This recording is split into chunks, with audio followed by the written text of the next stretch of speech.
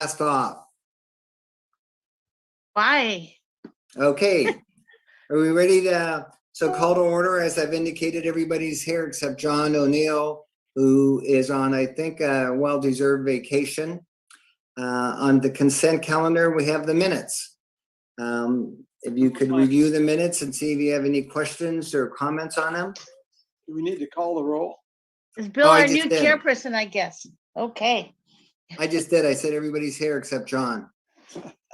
I think, do we still have to do a roll call officially? So or Commissioner Castagna. Here, anybody who's not here should raise their hand. Yes, Commissioner Evans, Yes, I'm here. Commissioner Peak, Present. Commissioner Sovereign. I know he's here. Yeah, he's He's muted. muted. Perhaps that's, You can't pass him. You have to wait until he says that, or else the city attorney will take us to Good court. wave. Let's see. Unmute, Mike. I will, oh, here we go. there we go. Mm, Mike, you have to prove that you're here or wherever you are. You're All right. somewhere. He's here. Perfect, thank you. Yes, Commissioner Wall Here. and Vice Chair Wolkowski. Yes, I am here. He's definitely here. So the roll call is done. We're going on to consent, going forward, minutes. Any comments or questions, changes? Move approval. Moves Second. approval, second by Mike, was it? Yep. yes, I guess we have to do the roll call, right, Francesca? Castagna, Question first. Anybody want to discuss the minutes?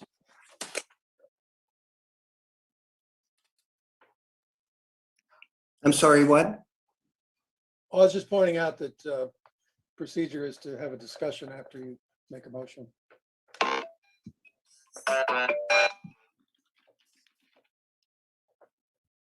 I don't So guess we have anybody a wants to motion discuss- and a second. And aren't we doing roll call, Francesca? okay, so yes, John had raised the question as to whether there was any discussion or comments for edits. Oh, No one has said anything. John, do you have any comments on it? No. No. And don't we have to ask if there's any public comment?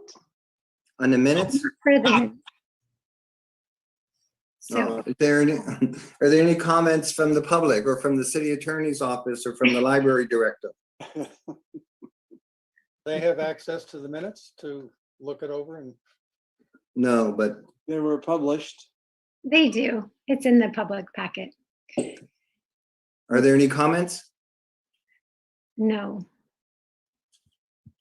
Hmm. So Castagna, Pardon? regarding approval. Are you, Oh, I'm sorry, you're polling me. Yes, yes. okay, thank you. Evan, So, Yes. Peak, yes. Sovereign, approve. Wall, Yes. and Wolkowski. Yes. Thank you. Now we move on to public comments. This is the Okay. time for any member of the I- public. I'm Yes, sorry. so I understand the mayor is trying to access the meeting and also our assistant city manager, and they say that the link seems to be broken. So So what are is we there supposed to something do? you can do, Well, Francesca? Ask the mayor, tell the mayor to come over to walk across the street and come over to my house. I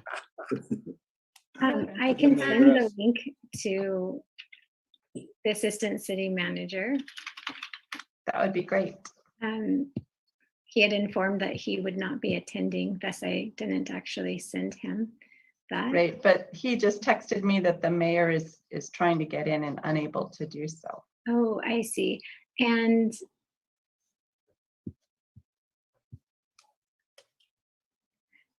the mayor wants to be on the Zoom side versus yes. Okay, just one The moment. public link may be broken,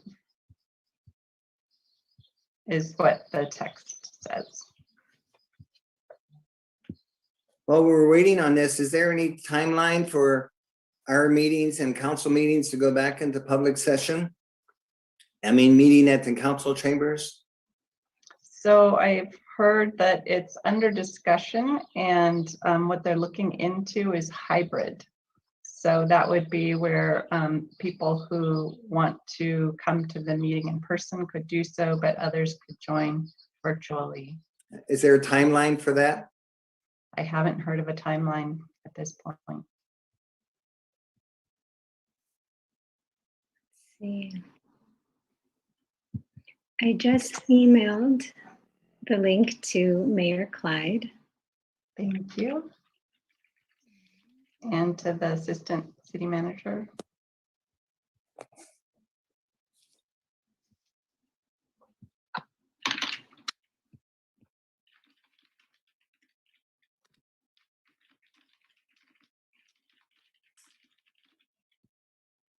Yes.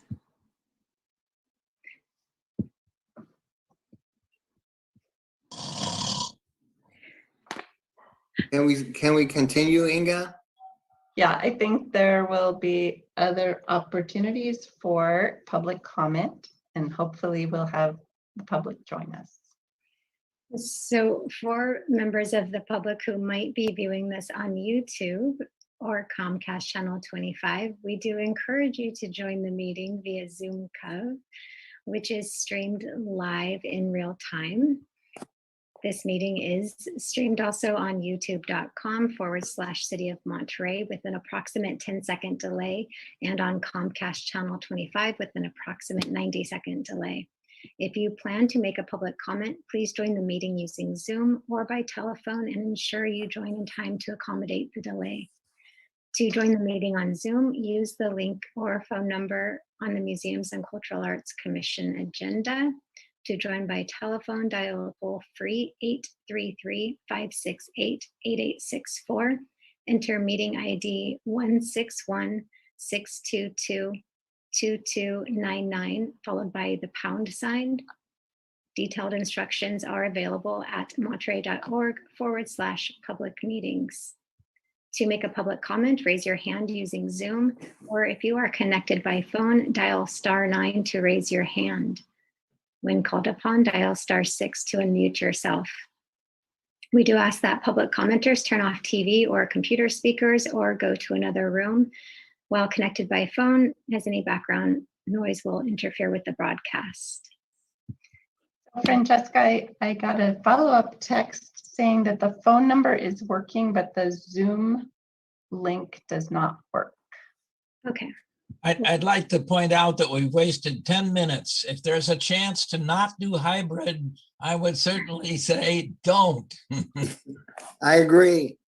I And agree too. Why not just wait until we can do it? there, without people restrictions? can join by phone, so it's not limiting access. And there's also YouTube and Comcast Channel 25 as well.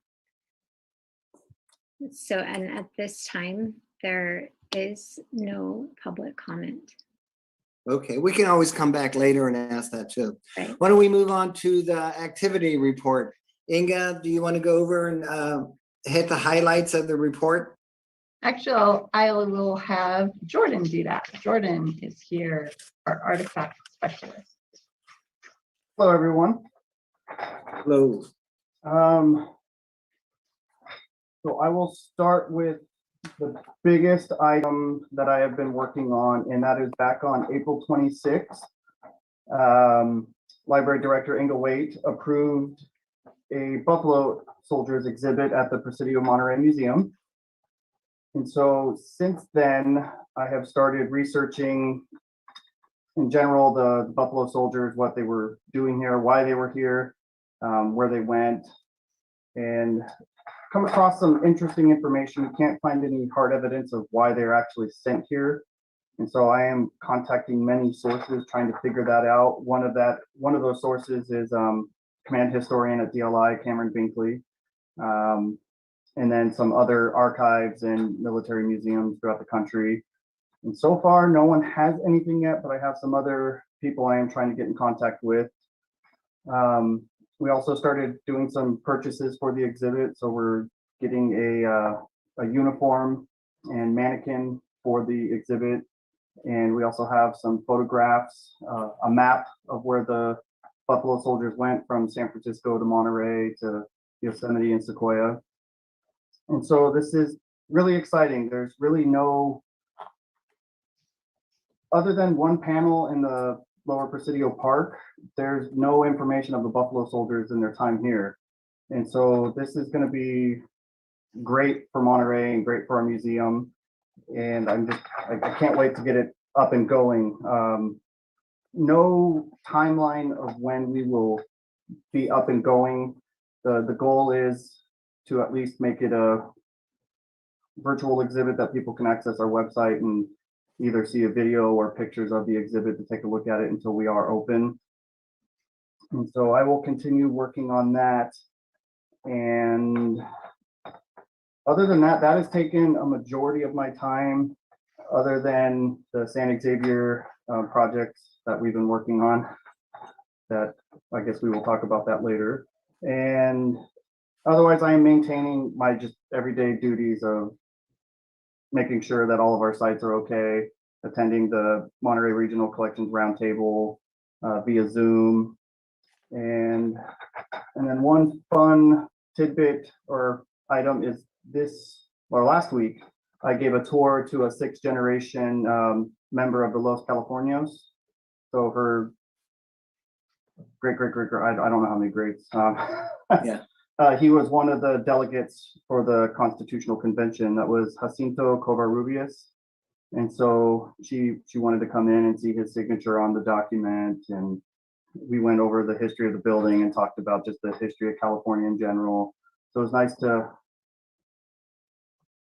have a guest and talk about history in person again instead of via Zoom. Well, Jordan, I wondered, once you have some of the exhibits, can you send them to us by email? I mean, take some pictures or whatever, even if they're in a draft stage, and just send it to the commission? Sure. It's very rough right now. I just have a lot of notes. So I haven't organized anything yet. I literally have a pair of pants and a coat just sitting in a bag because I have no mannequin yet. And I'm trying to figure out where to find some shoes for the mannequin. We also have a gentleman who's donating some items. He's a military historian, John Langelier. And he wrote a book on the Buffalo Soldiers that I'm currently reading, and it's a phenomenal book, a lot of pictures. Oh.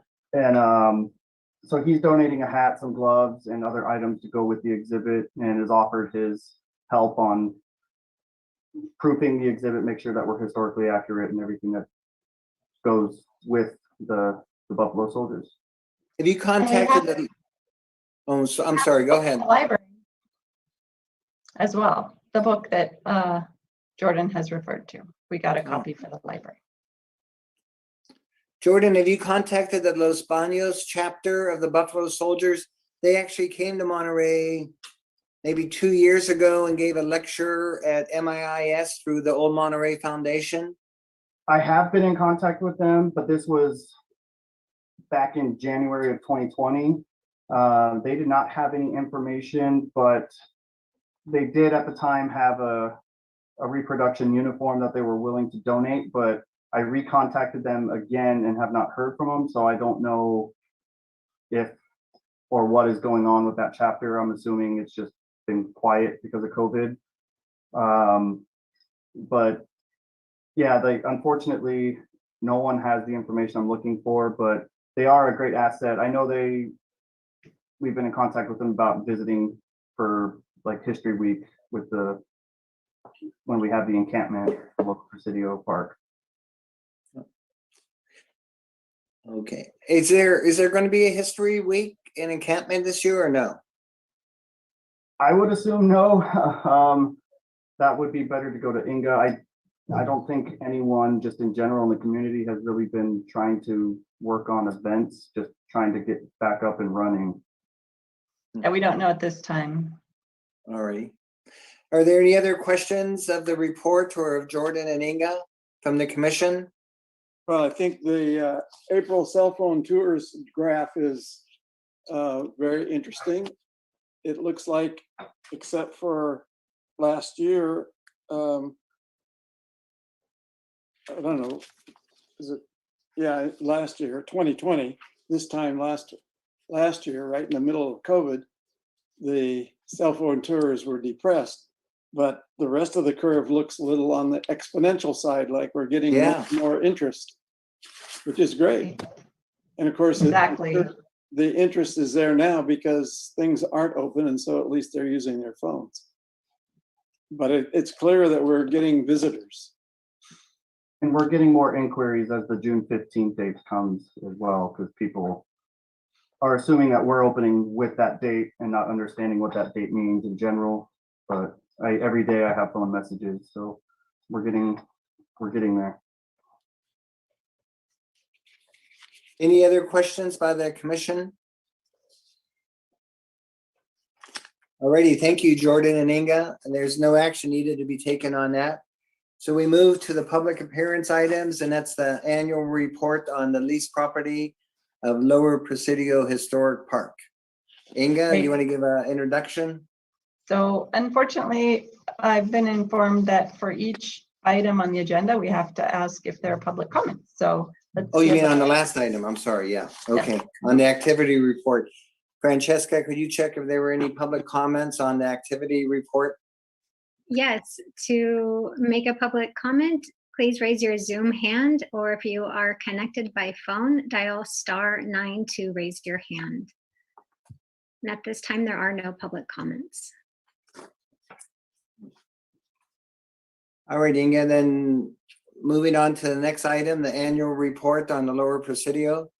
Sure. So as part of the lease agreement that the city has with the Army, the city is required to provide a report on previous year's activities effective May 1st of every year. And so in your packet, you have the 24th annual report for the leased property. And there in the lease agreement, it does specify exactly what needs to be covered.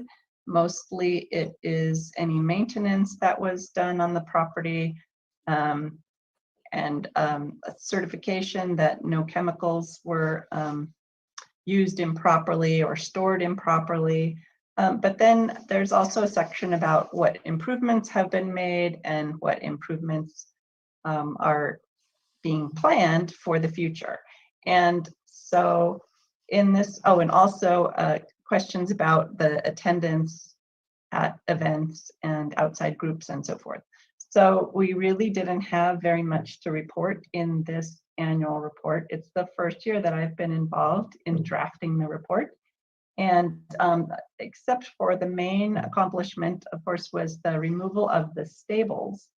But in sharing the report, I realized a couple of things. One is that Old Monterey Foundation, of course, is responsible for many of the improvements, our partnership with them, responsible for many of the improvements that have been done in the past. And so it would be a good thing to share this report with them every year. And as a matter of fact, to talk with the Old Monterey Foundation before the report is finalized. So that's some feedback I've received, and that will be what we plan to do in the future. All right, thank you. So there's no action, but are there any comments from the commission on this annual report? So it looks like the report is cumulative, is that right? Correct. In other And words, the so report is going to get bigger and bigger as the years go on. that has been how it's been done in the past. There isn't anything in the lease agreement that requires that it be cumulative, but I thought for those of us who haven't been involved with this process for as many years as others have, it was actually very informative to see all of the activities that have taken place over the years. There could have been more mention, however, of Old Monterey Foundation, I believe, in all of these various improvements that have been made. Comments by the commission? Oh, I have one on packet page 13, where you talk the summary statement of Lower Presidio Historic Park visitation. And number E says there's no way to, determine how many people have attended the park. And just as Bob said earlier, why can't we use the cell phones to determine on a monthly basis how many attendees? Most of the people who are going there, I think, do one or both of the walks, and they see all the historic signs with the cell phone tours. So couldn't we determine how many people actually visit the park on a monthly basis? So I think that would give us a subset of all the people that visit Yeah. the park on a monthly basis. So that's a good point. Yeah, could it wouldn't say- include everybody, but I don't, how, so. Does- Any other comments? does Thank the- you. Along that line, last time I think I mentioned that the Army is using the park quite a bit as exercise grounds for the DLI students, sort of free-form things, not anything particularly organized. So if that would probably swamp the number of people, because it's hundreds every week. Yeah, but they're not using. Maybe their cell phones, 1,000. probably. They're probably not using their cell phones.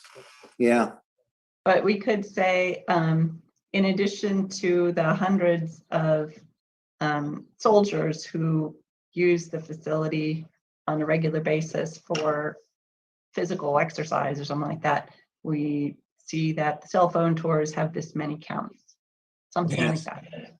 When Good. the museum is open, does the docent use a clicker to count up? Yes. So there are records of that, I suppose, someplace. Right, so there are records, and in fact, in the reports that this commission receives, the statistics are reported when the museums are open.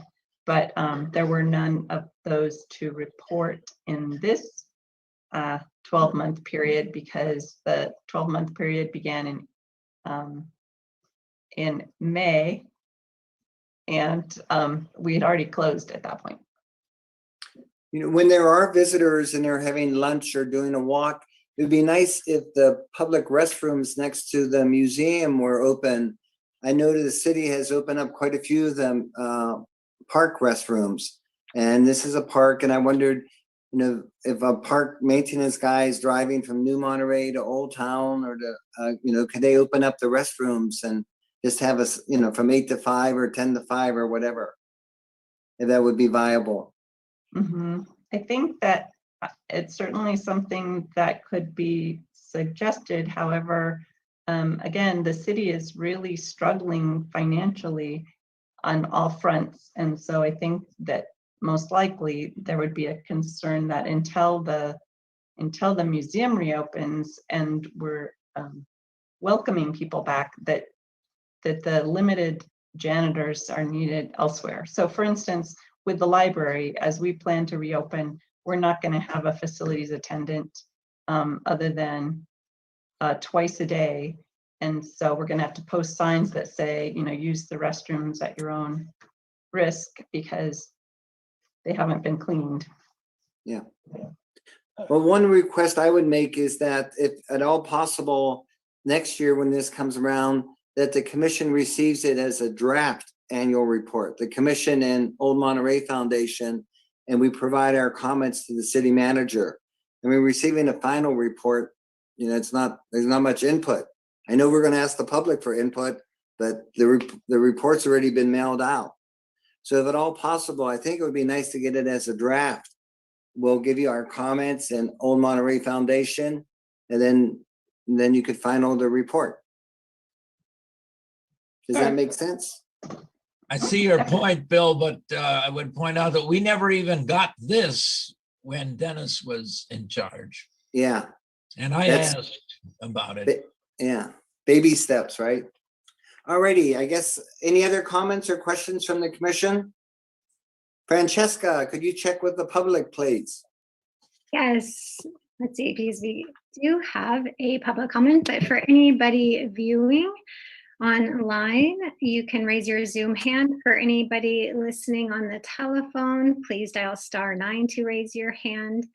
The Zoom link is corrected or actually made live. One could have copied and pasted it to actually join the meeting, but it wasn't hyperlinked. So that is hyperlinked now for anybody who wants to join us live. For the public comment, we have Mayor Clyde Robertson, and you are now unmuted. On the screen, it looks like he's muted. Yeah, he's muted. Got his hand raised though. He'll just need to unmute. He has the option to do so. No, I'm unmuted. Yeah. Oh dear. Well, hey, I'm just watching you all. That's one of the advantages of Zoom. Thanking you for your service. Inga, Francesca, great work. The Zoom, when I did initially the Zoom on the agenda, it didn't link. So I called Nat called Francesca, and thank you. We've got it all straightened out. So it's just a pleasure to watch you all, not being on the screen for a change. And I appreciate everything you're doing. Very interesting work. We value our museums and cultural arts so much. So that's all. Just appreciating you all, and we'll hope to see you all in person one of these days. Thank you. Hey, thank you, Clyde. Thanks, Clyde. Thank you. Any other comments, Francesca, from the public? No, there are not. Okay, agenda item 4, and this is an oral report by Inga on an update on reopening the city museums. Yes, so I had something very positive to share, which unfortunately now I have tragic news to share. One of the very dedicated Pacific Biological Laboratories volunteers, Mike Gardino, had contacted Hans Usler, our city manager, and said he was volunteering to coordinate reopening of Pacific Biological Lab tours. And he understood that we're significantly understaffed, that there's no dentist, no Claire, no chalet, but he would be willing to take that on. And so he and Hans and I met, and I believe Nat as well. And so we gave him the contact information for those volunteers, and he set up a meeting, and then Jordan was going to unlock the PBL so that the docents could have a meeting and talk about how they were going to start the tours up again, and what kinds of concerns they had, and how the city could help and so forth. Well, this morning I learned that Mike had passed away yesterday. Oh, So unfortunately now he's not going to be able to coordinate that effort. So that's a huge loss for our community, and our condolences to his family, his children, his grandchildren. So it's all sort of a shock. However, he did contact all of those volunteers, and I believe many of them still want to figure out with the city how they can start those tours back up again. So the plan is that we will go ahead and hold the meeting that Mike had called with the volunteers at PBL and see how we can go forward. And one of the volunteer docents has reached out to me and said, if we need somebody to coordinate the volunteers, he's volunteering to do so. So we hope that this will go on, but it's a very bittersweet announcement. So that's PBL. And then the question is, what about reopening Colton Hall and the Lower Presidio Museum, or Presidio of Monterey Museum? So at this point, I'm still in discussion with the city manager about how we might be able to do that. There's several different options that have been presented. One would be if we just have reduced hours using a smaller set of our paid museum attendants. And so that would be a less expensive option than previously. So that's being considered. But then there's the suggestion that we use volunteers. So that would be another option to look at that's being considered. And as far as the lower, at the Presidio Museum, when the commander received the annual report, he said, we need to get that museum back open again. And so that's good to hear from the commander. But at this point, I believe that would be our third project to get reopened again. But the Presidio Museum only uses volunteers.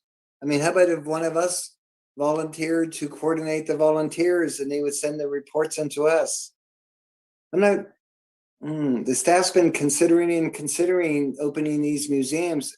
There's so little cost to them at Colton Hall and the Lower Presidio. So one of the things I was reminded of is that volunteers are not free. Volunteers do require staff interaction, staff coordination, staff feedback, and that sort of thing. So while volunteers are wonderful and we're grateful for them, and we couldn't do what we do as a city without them, they're not entirely free. And so that's why we prioritize which facilities we're going to open first, and we want to do so safely, and we don't want to jeopardize the safety of our volunteers or our staff or the public. So yes. I just have a clarification question. So the plan to open PBL was then because Mr. Gardino said that he would coordinate it, was it put ahead of Colton Hall then because of that scenario? Or because it sounded before like we were focused on Colton Hall first? Exactly. So the city manager had encouraged Mr. Gardino to move forward, and I haven't yet heard about Colton Hall, but we know that it's being considered. But it's not, so we're not locked into Colton Hall first. And okay, thanks. I think especially with the aquarium opening, the thinking was you'll have all these folks down there, and wouldn't it be wonderful if they could learn about PBL? And so by having it open again for tours, then people can learn about it. But of course, those tours were limited to like a maximum of 15 persons, and they were done at the most once or twice a month. I mean, you can make the same argument with the Museum of Art opening and the library pickup and Casa Serrano opening. Why isn't Colton Hall opening? Could the commission request this matter be considered by the council rather than simply left with the city manager? On PBL, aren't they charged admission? If they're No. run by the Cannery Row Foundation. When Dennis did them, they were at no cost. The Cannery Row Foundation used to charge, I believe, $15 a person.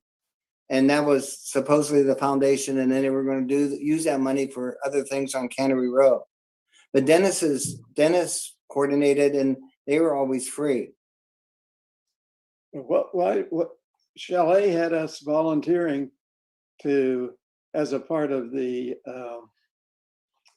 PBL tours. So we had a presenter, and then there was at least two of us that were helping out with sales. And I don't know what other, Yes. we were sort of docents in a way to help people find their way around and that sort of thing. And sales. Right. So it takes at least 2 volunteers per tour because somebody is helping with the counting the number of participants, making sure that the people who signed up are there, and then somebody is staffing the store and that sort of thing. So those are all roles that people play, but those tours, the city has not charged for those tours. So with Colton Hall, we're Mhm. paying docents. And what's the difference in roles and that sort of thing? Right. So so first of all, there is the fact that that according to the city code, Colton Hall must be open except for 2 days a year. That was what city code states. And so the city coordinated a program to have those hours staffed. And with paid staff, you have a different kind of commitment than with folks who volunteer, who can volunteer and then they can change their mind and decide to do something else. So I believe that's part of it, but also the people who staff Colton Hall, not only are they trained in the rich history of Colton Hall and of Monterey, but they also wind up doing a lot of referral. So that would be suggesting other places that the people who visit Colton Hall go. And so they're expected to have a broader knowledge of Monterey's history than just Colton Hall. And also they can work on questions that come in that researchers are asking about Monterey history that come into the museums while they're not responding to questions from guests. And then also there are issues about working with school children, because there are, with fourth grade being the time when kids study California history, there are lots of school visits that are coordinated. And so the staff, rather than volunteers, are trained to work with children. And then if you have volunteers who work with children, there's a whole other sort of thing that needs to be done with fingerprinting and police records and that kind of thing. So it's just traditionally been paid positions. So is there a possibility of changing the scope of the Colton Hall, at least temporarily, while we were in this transition period between being completely shut down and being open, so that we're not obligated to be open 7 days a week and all that sort of thing, but and maybe no school tours at this point, unless they're virtual or something, but to try to limit the scope of being open so that we can be open at least on the weekends when our highest visitor content probably is there. As long as the school kids are going to be there during the week when they're in school, but in order to kind of find lots of things for people to come and visit so that they stay here longer, having that museum open on the weekends would seem to me to be a real advantage. And if we can bend the rules or whatever this requirement is that we're open 7 days a week, et cetera, et cetera. I think there's some really great suggestions. I know one suggestion that staff had made and Jordan had proposed was Friday, Saturday, Sunday, Monday, I believe. So anyway, I think there's some great suggestions. There's some ways that it could be done less expensively. So if we want to have a subcommittee that's reopen the museum subcommittee, maybe that would be a good thing. So, and Jordan had something to say. Yeah. I just wanted to add, if we were able to get to volunteers for Colton Hall, we don't have any. Our current museum attendants, I don't know if they would volunteer as they were employees. So we would have to train new people, which is another time-consuming thing. As Inga mentioned, it costs money. And so that is one issue of we just don't have volunteers for Colton Hall like we do the Presidio and the lab. But having reduced hours, it certainly is going to cost less than being open 7 days a week. And Right. I don't know that you want to be open on Monday. That's sort of traditionally the day the museums are all closed. Always try to not travel to a new place on Monday so that I'll miss all the museums. Maybe it was Thursday, Friday, Saturday, Sunday. I can't quite remember, Jordan.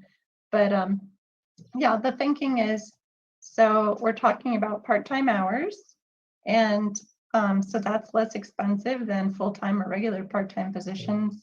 And then if it's significantly reduced, then that would be another way to do some savings. And the commission has no budget, right, for something like this. We have some funds, but they're for purchasing stuff, but we don't have any funds for paying part-time people. So we would have to, that's a good question also. We'd have to look at the different trust funds that are available and see if there are trust funds that could be appropriated towards part-time staff. So Any other This is- comments? this is just a report, right? Inga, we're This not is just supposed to a make report. recommendations at this point. But if we form a subcommittee to look at various options, we can do that. Yes. So I'm interested in my colleagues. Is anybody else interested in this, in forming a subcommittee to try to work on solutions for getting the museums open sooner? I think as long as the subcommittee includes some attendance by the city manager's office, because they're making all the decisions and it's all budget regardless of the minimal cost. I mean, I'd be interested, but I'm gonna be gone for the next 2 weeks. So I think we need a subcommittee sooner than later. Be So willing Bob- to join that. Bob and Mike, any, one more or no? What is the timeline? Would it be, I mean, the meeting start in the next 2 weeks, or are we thinking that it's going to go beyond 2 weeks?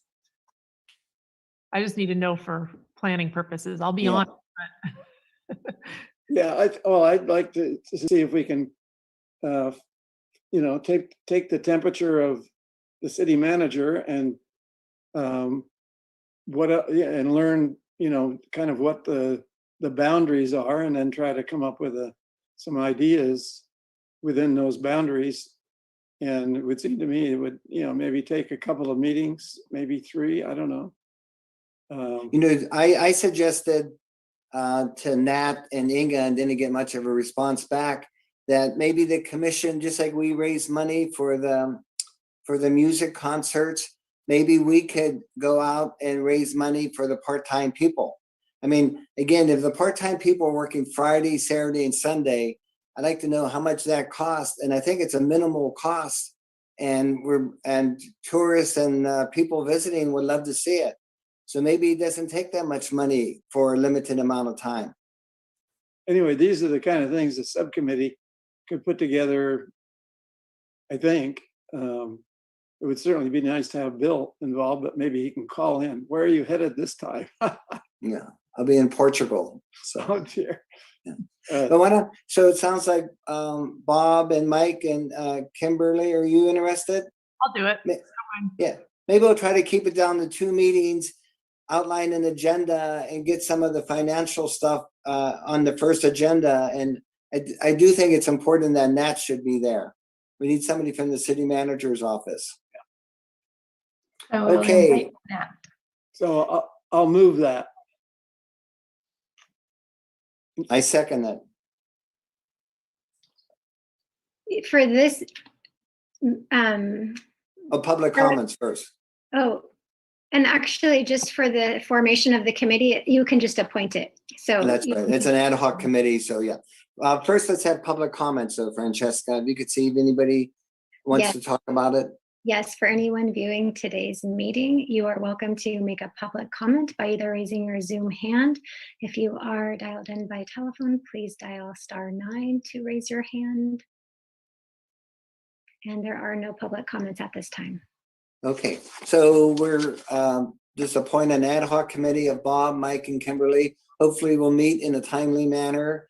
And Inga, especially if you could send out the, if they were only open on weekends or whatever, if you could include the cost of opening the museums. Mhm.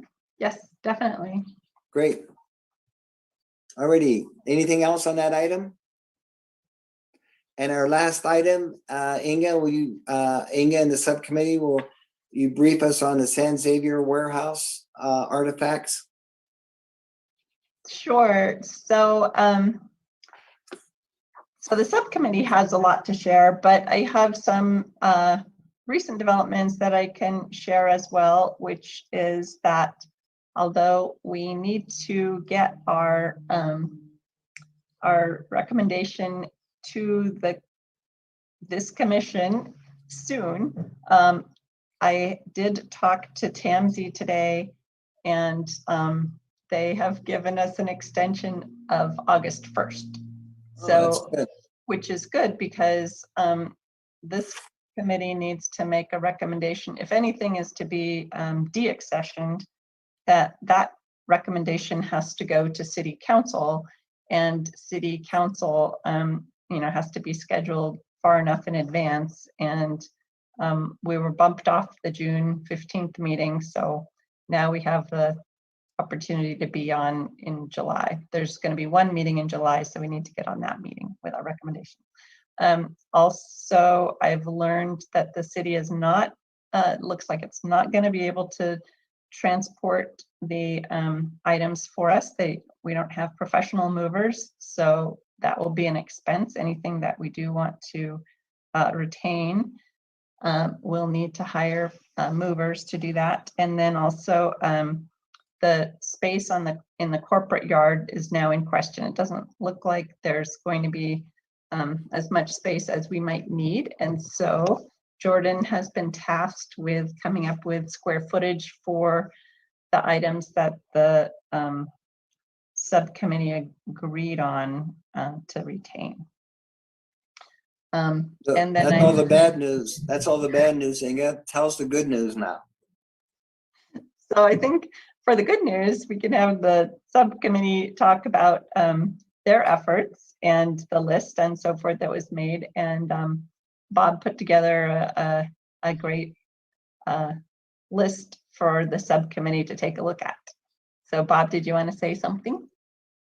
Sure. And I think the things that are in question, they're really, I think probably just a little clarification, we can decide very quickly on which direction to take. And so I don't think it'll take very long to resolve those items that were marked in yellow on the spreadsheet. And so do you want to do that now, or do you want to try to have the subcommittee meet one more time? Yeah, I think we should have a subcommittee meeting to do that. Okay, so I'd be happy to host that, or you can host it, and we can get it done sometime this week then. Sure. Okay, so Bob, you and I could talk about that, and if you could host it, that would be great.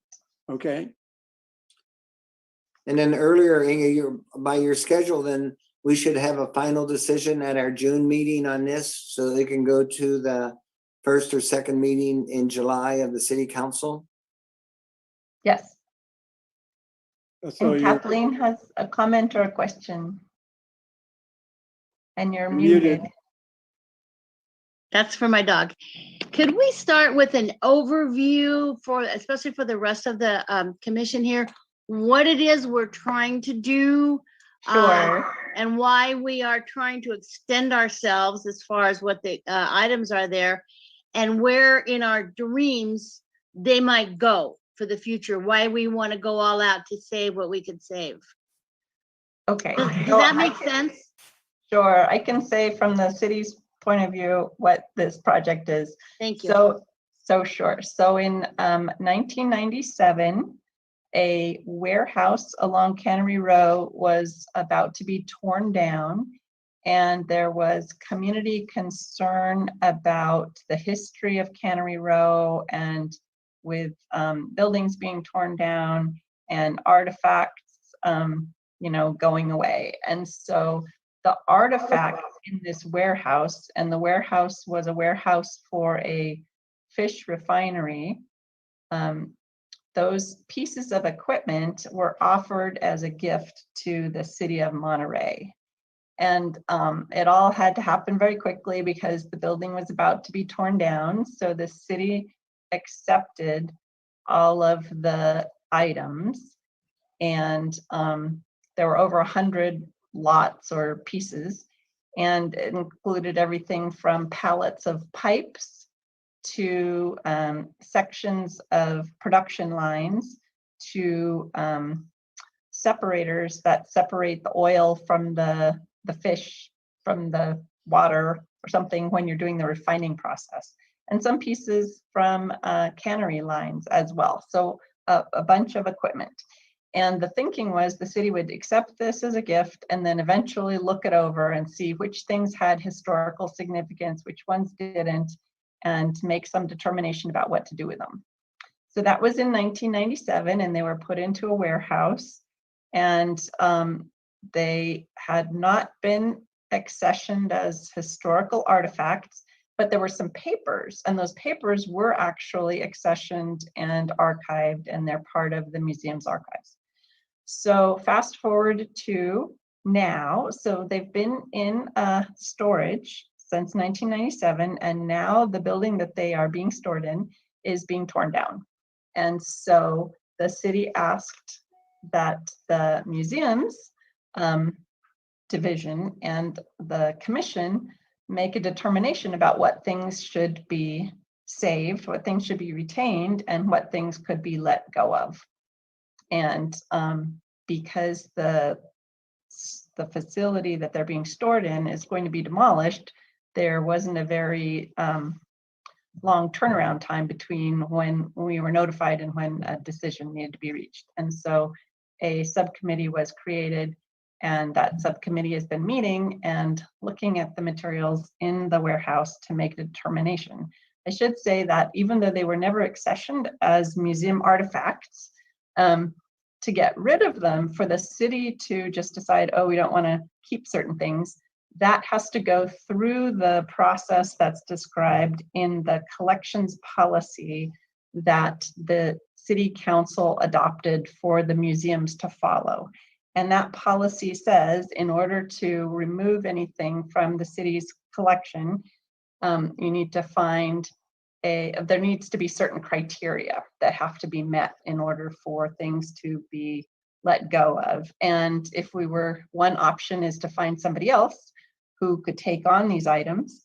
And if that was the case, they need to have certain credentials as an organization to take on these materials. Or if they were simply to be discarded and recycled and that sort of thing, it needs to be clear that they don't have, that they can't be refurbished, they don't have historic merit, they're unrecognizable. There are a number of different possible criteria. So we're trying to follow the museum policy as well in coming up with a recommendation, and then anything that is determined doesn't need to be retained, like there's a pallet of fence stakes, for instance, that don't seem to have any significance as historical artifacts that interpret the Cannery Row history. Something like that will need to be, a recommendation needs to be made to City Council. So that's that part. But what about what could be done with them? Well, I think there are a number of organizations that have talked about doing a Cannery Museum.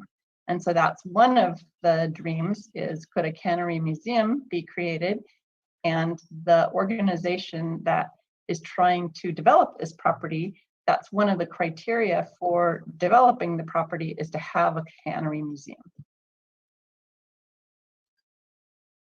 Well, can we get a few words from Bob as to how the subcommittee is leaning? I mean, are we talking about one pallet or two that we would try to take care of ourselves? And I assume the demolishers will just get rid of the rest, or well, where are we on this in just the gross terms? In gross terms, I think Inga did an inventory in the agenda the numbers of things, it's more than a couple of pallets, because Tim Thomas was there to sort of referee from a historical point of view. And there are some fairly large items that he and I and others, I think, felt would be useful in the development of a museum. And the problem with some of these things is they're extremely heavy. Inga talked about the fish oil separators, for instance. You're going to need a serious forklift, and that's just one pallet. And some of them are large, so they'll need a flatbed truck to move them to someplace else, even though it's outdoors. I built a CD for the subcommittee people and Inga and Jordan and Tim Thomas, and I can burn more CDs for the rest of you because, and what's on there is a spreadsheet that is the complete list of items.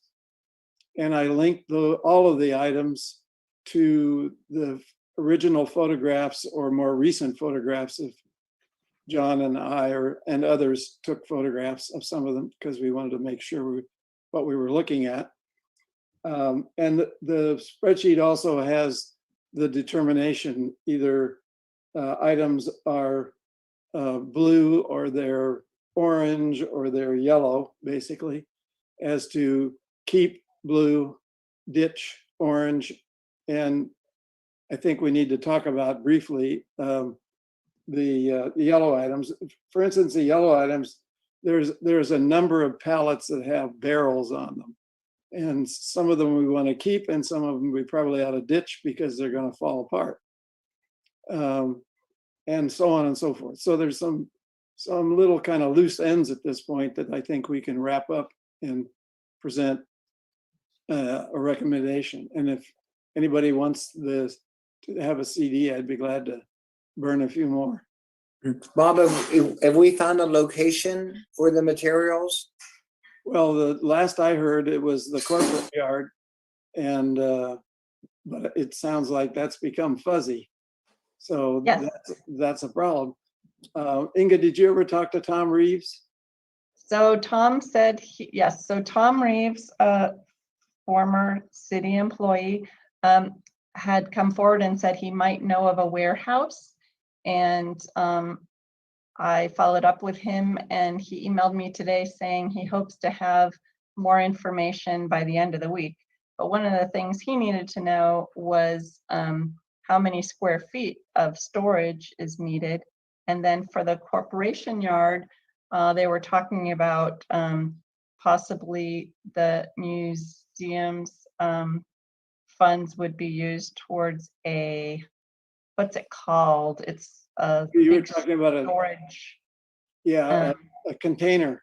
a shipping container. And so they wanted to know how many square feet are we talking about? And so Jordan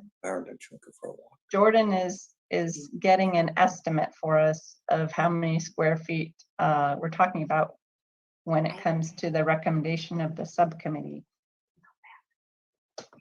The staff had originally proposed that we would retain 3 items, a float and a couple of fish baskets. So there's the staff recommendation, there'll be the subcommittee's recommendation, and whatever action we decide to recommend to council, we've been informed that the cost will come out of the museum's art acquisition budget.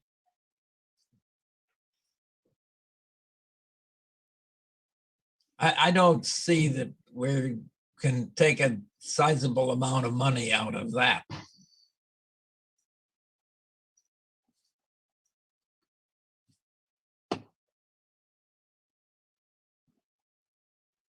The piece that we didn't mention is also outside organizations. So the JACL, Japanese American Citizens League, is an organization that has a facility, and they've said that they would love to accept a donation of a work table that is part of the collection, and then several of these fish steaming baskets. And it's possible that there are some other organizations like that that would be interested in taking some of the objects. And I reached out to the Italian Heritage Society of Monterey Bay and got a call back, a message. So we're playing phone tag, but it's possible that that organization is interested in some objects as well. Inga and I had talked because we got a generous offer from one of the purported owners of the site. And because it's in dispute, the city can't do it. But you mentioned, Inga, possibly a nonprofit, for example, like the Cannery Row Foundation. If we can use, Liga would contact them and then they would contact this person. He said he would be glad to move the stuff at his cost. Because of course he wants to use it for the museum. So the city can't be involved, but a nonprofit group like the foundation could. So one of the owners, and the ownership of this property is in dispute, but one of the owners had offered the building at the site, which is Stohan's. It was a store. It was used as a store. He'd offered that as a place to store the materials and had sent out sort of a community-wide plea. Does anybody have a forklift? Does anybody have a way to help move these things? And it's very generous. It turns out that the city is, as Bill just said, the city isn't able to accept that offer because we would be siding with one of the partners in a legal dispute, and we have to remain neutral. But that's true. Another organization possibly could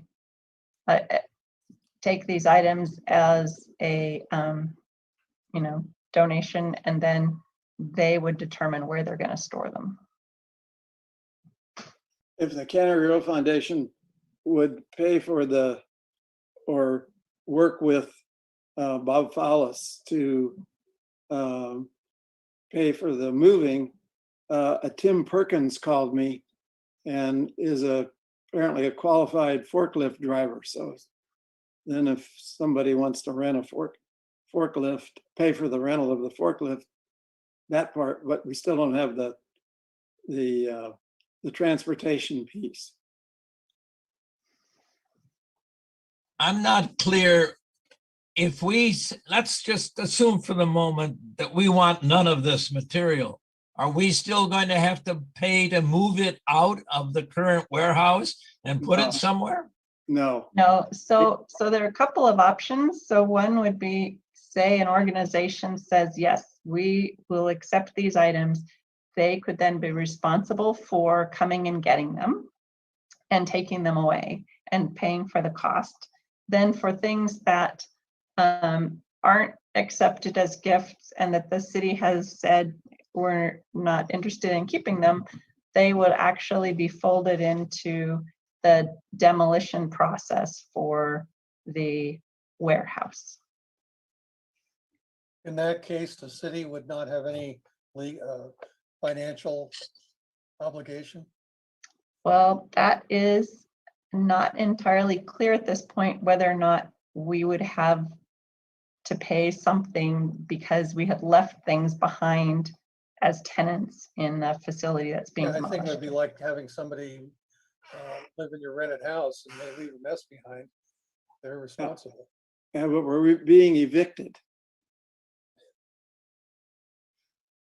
From curiosity, how much money is available to us as the commission to spend? Because we've been saying that we might have to spend some money. I was just wondering how much money we have.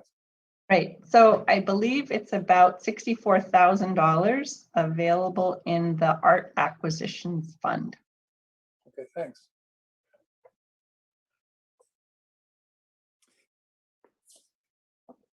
But I did believe, I thought you said the owner, one of the purported owners agreed to actually pay some of the costs to move the items to Stohan's site. And I- if we get a nonprofit, wouldn't that resolve a nonprofit middleman, middle person, middle woman, whatever, to, we had a nonprofit as an intermediary, wouldn't that solve our problem? Because the owner wants to save quite a bit of the stuff. I don't think that the owner said they would pay for the moving. I I see. think they were trying to, get the community interested in helping out. And maybe somebody would come forward who could pay for it. I think Fowlis was basically offering space in Stohan's. But somebody else would have to move it. And because it's unclear who actually owns Stohan at this point, he can't really move. I don't think he can move stuff in there anyway, so. That's true, yeah. Wow, what a sticky wicket. Yes, a bit. So, Hey, so I believe at the status, as Bob was saying, with regard to the recommendation from the subcommittee, is subcommittee probably just needs one more meeting, and then they'll have a list of the items that they recommend be retained. But we'll also have to get cost determinants and, get actual estimates, because if we're gonna send it to the council, if it's gonna be in our June meeting, send it to the council in July, the council and the city manager will wanna know how much this cost and is the commission paying for all that? So we need some groundwork done. Mhm.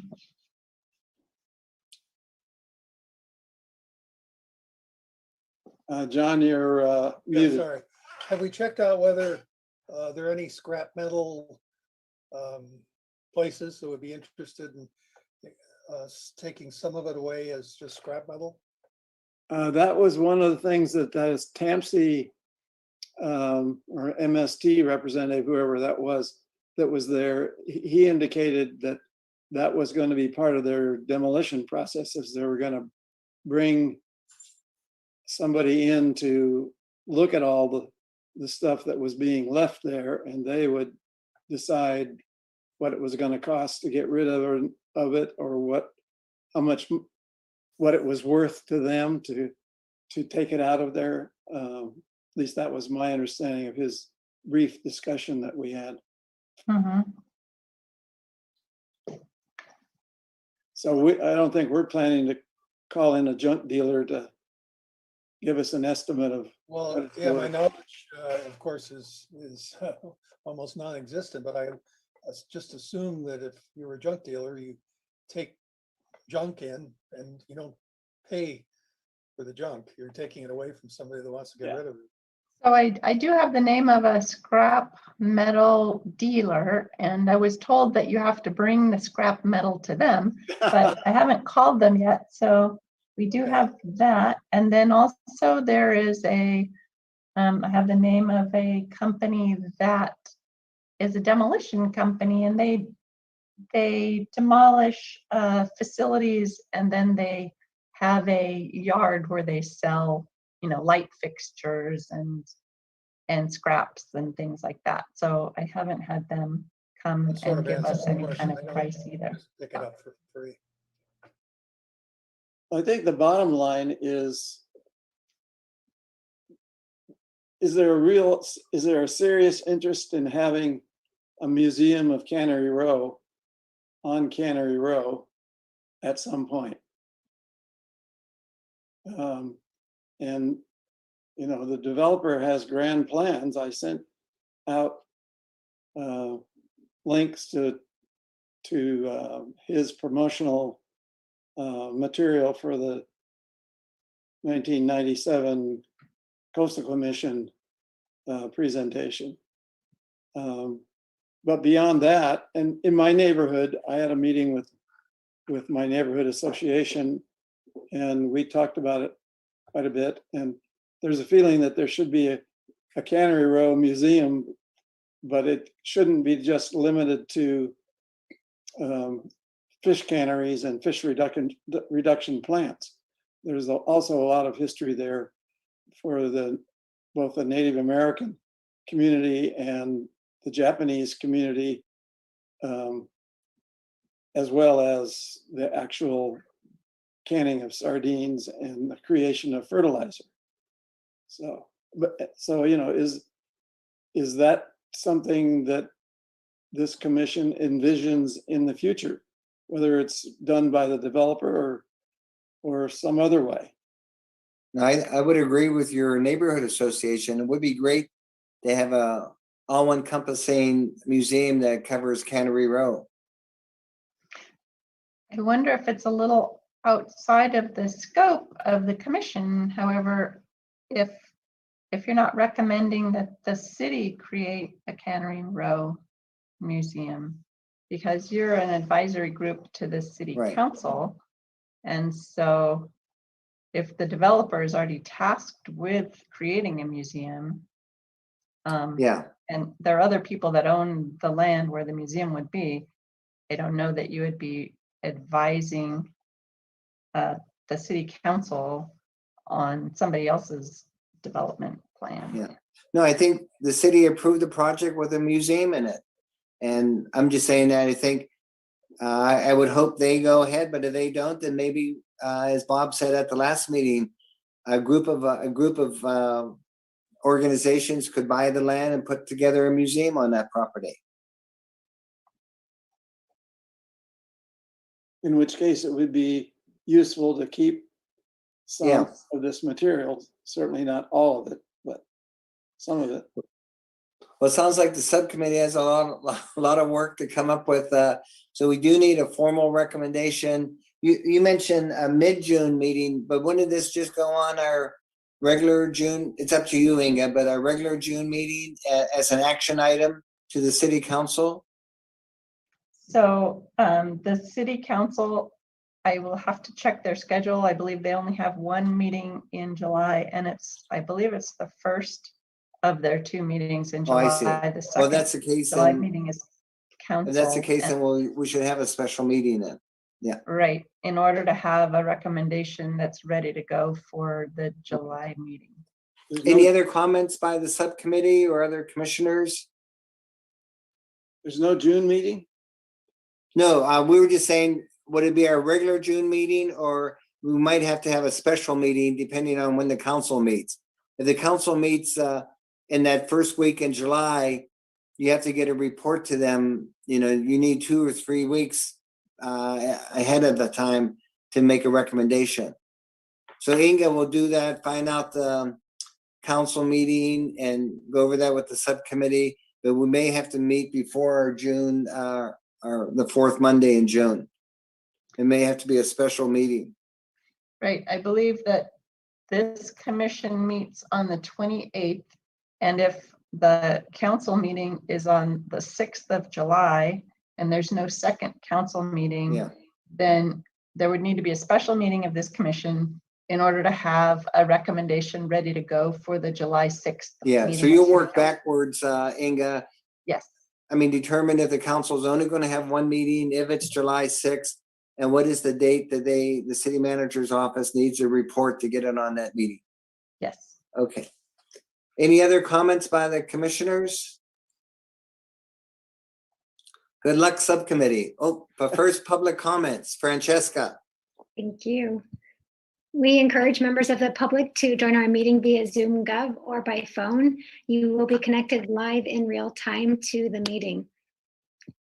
If on Zoom, please raise your hand. To join by telephone, please dial toll-free 833-568-8864.